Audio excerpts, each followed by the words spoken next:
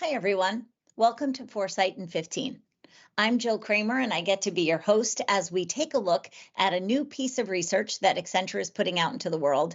We spend some time with the leads of that research to give you a little bit of a taste test of what you can find if you're able to dive into the full report. Today, Arundhati Chakraborty, our Chief Executive of Accenture Operations, is joining me to dive in. Arundhati, welcome back to Foresight in 15. Thank you, Jill. It's a pleasure to be here. All right, so this is an important conversation today and an important report. Today, we're really looking at the role of operations, the operations of an enterprise, and how Gen AI now plays into the operations of an enterprise for organizations who are really looking to stay on the cutting edge of innovation and reinvention. So we're going to dive in so we can help people understand what's in the report and give them a little bit of that taste test. So Arundhati, let's start with grounding everybody in how the report explains how operations play into a company's approach to reinventing itself and staying on the cutting edge of its capabilities and its industry. Where are most companies on that journey? Jill, I think love the question, and this is what we do every day. So it's very, very relevant, to the work that me and my teams are doing every day. I think if we go back, all the clients who are coming to us, both what we are seeing in the report as well as the ones who come to us. 92% of the C-suite leaders are recognizing the need for reinvention. And 7 out of 10 of them are saying that we are open to Gen AI. So I think one is that's a fantastic thing that they're all recognizing the need. If you ask me, I think your question is that where are they on this journey? Given that we are looking at 1,000+ clients who are on this journey, and we're partnering with them in this journey with us. What we are seeing is that while they start, at least 2 out of 3 of them would be in a foundation, and they would get to an automated part, but probably about 1 on 3 would really get into the end-to-end transformation, and therefore to be really reinvention ready, as we call it. That's really where where they are, and their big challenges. We are going to come to it, that where exactly are they facing the challenges to get to that end-to-end transformation. All right, well, you teed that up perfectly. So where do they run into some hurdles? So, Jill, I think there are some key success criteria in which we see, right, as they go, because they are looking at transforming their entire function or their entire operation. And as they come there are a few critical success factors, is how I would call it. One is having a very, very strong digital core. Right, that's absolutely critical. And we ourselves, Jill, as you've been at this, we have invested in building this strong digital core for ourselves for years. So I think that's very important, because there is a lot of fragmentation, there are broken processes. So having that strong technology. The second is having a very, very clear data strategy, because we are coming with the latest and the greatest on what we can do on AI. So if the data strategy is not clear, then we are not able to implement a lot of the good assets that we are coming with. And the third I would really call out is talent. Again, a big talent and change management would be absolutely a critical component of this change. And Arundhati, the research shows that there's a difference, right? Different companies take those different levers and achieve different levels from I think it's called foundational, all the way to when they're exceptional at that. So when companies get to that intelligent operations level, they grow a lot faster. I believe the report says 2.5 times faster.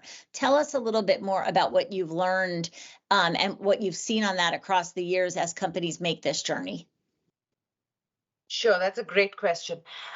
Yes, absolutely. Firstly, that this is validated by the report, that, if we look at it, they are getting at least 2.5 times the average revenue growth from other companies. So the report validates it. Now, what we see also with our own experience is that as we take, it is all about driving the business outcomes and it is about driving value.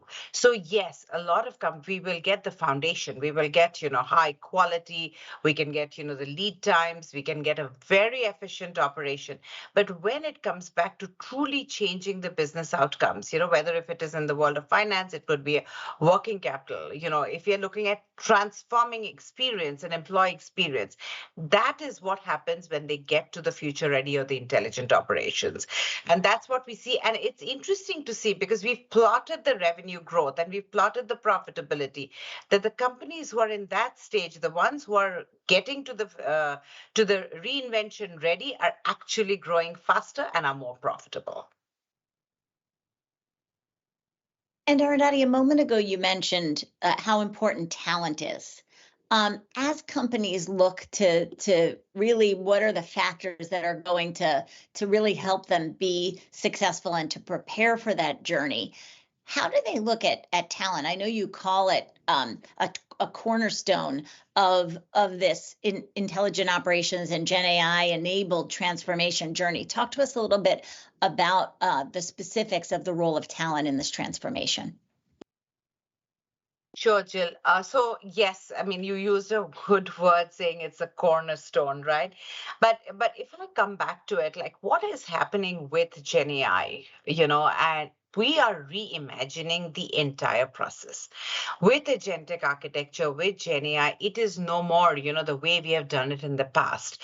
So the whole process, like every work that you're doing, a lot of it gets eliminated. A lot of it is getting automated. A lot of it, we're getting better insights to do the work much better. Now, in order to do this, we need talent to truly understand this and we're able to pick up the work and do it differently.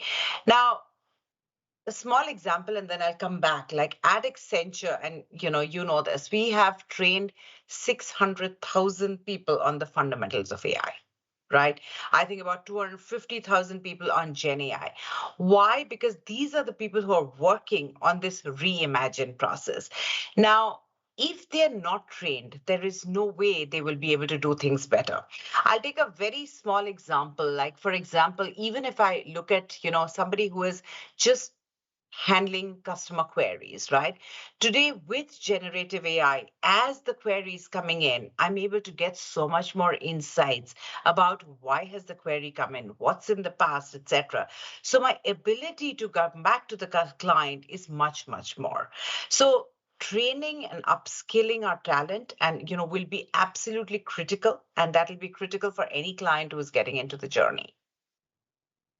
Arundhati, you and I were talking about this research, and you know that one of my favorite questions to ask is, hey, did anything surprise you? Because sometimes you could do research, you could be a deep expert in the subject matter, and sure enough, research comes out of field and you go, wow, I didn't see that coming. In this case, there wasn't necessarily anything that surprised you, but you mentioned to me that it made you optimistic. Tell us a little bit about that.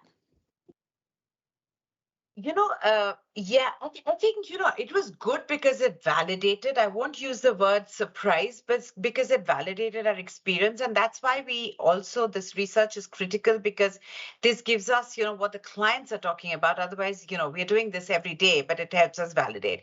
It did validate how they're thinking about the readiness to reinvent, the criticality of the reinvention, the importance of the digital core, all of that. Now, I think the one that gave me hope is that clients are saying that we will be less risk averse when it comes to AI. Now, why does that give me hope? Because it is a need. What we are finding is a lot of clients are, they are using generative AI, they are doing pilots, but somewhere taking that risk and do it at scale deployment, it's still taking a little bit of time. So to hear from clients saying that, yes, we are opening up and we want to be less risk averse is a big hope for me, saying that, yes, we'll be able to really go at the pace that we would like to. And as you know, that at Accenture, we like to go things at a fast pace. So that's what gave me hope from the research. We do like to do things at a fast pace. Arundhati, my last question for you as we wrap up. There's a lot of content out there in the world for the tens of thousands of people who subscribe to the Foresight app could dive into. What's one of the best reasons that maybe think about it from like something truly usable? That is good. It gives those who are listening to us right now a reason to spend some time with this research. What is something about the research that's incredibly usable?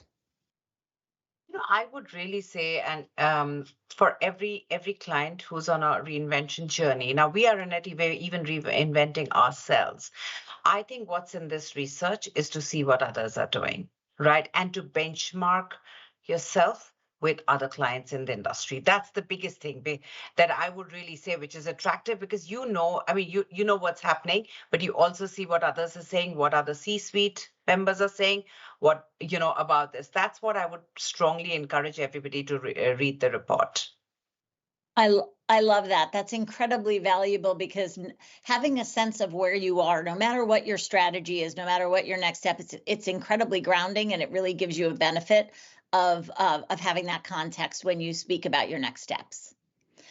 Thank you, Arundhati, for being with us today. That was a quick spin through of a really robust and rich piece of research. And I encourage everyone out there to click through and take a look and spend some time with it. As Arundhati said, at the very least, you're going to get a really good sense of perspective. So Arundhati, thank you so much for being with us on Foresight in 15. Thank you, Jill. Thanks, everybody. Bye, everyone. Bye-bye.